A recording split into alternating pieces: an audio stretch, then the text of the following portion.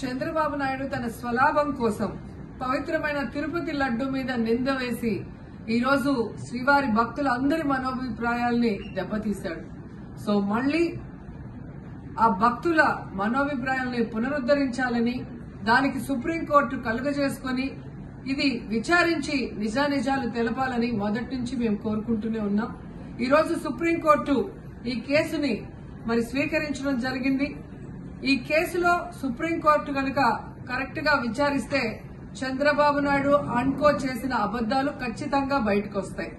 ఎందుకంటే మీరే చూశారు, చంద్రబాబు నాయుడు లాంటి వాళ్ళు ఒక సీఎం స్థాయిలో ఉండి తప్పు జరిగిందా లేదా అని విచారణ చేయకుండా, ఎటువంటి సాక్ష్యాధారాలు లేకుండా కేవలం జగన్మోహన్ రెడ్డి గారిని టార్గెట్ చేయాలి, ఆయన మీద నింద వేయాలి, ఆయన్ని హిందువులకి దూరం చేయాలన్న ఒక దురుద్దేశంతోనే ఈ యొక్క కామెంట్ చేశాడు అనేది స్పష్టం కాబోతుంది.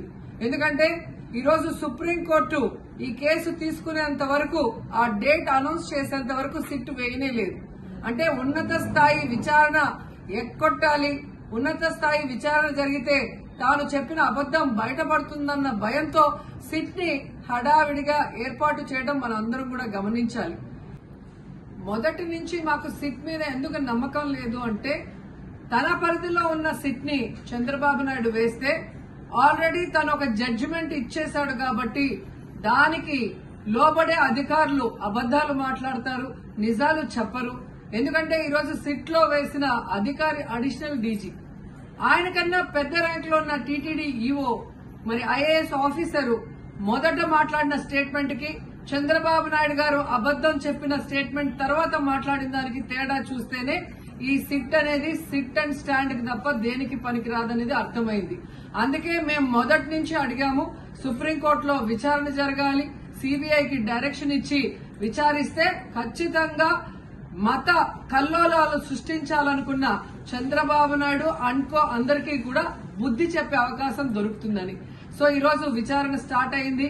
దీన్ని సిబిఐకి అప్పచెప్పి సిట్టింగ్ జడ్జి పర్యవేక్షణలో విచారణ జరిగితే ఖచ్చితంగా హిందువుల మనోభిప్రాయాల్ని గౌరవించిన వాళ్ళమవుతాం, పునరుద్దరించిన వాళ్ళమవుతాం.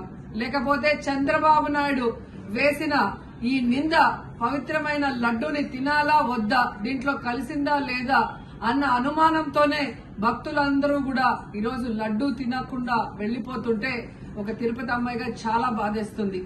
ఈ రోజే అలగర్ కోయిల్ మదురై దగ్గర దక్షిణ తిరుమల చాలా పవిత్రమైన టెంపుల్.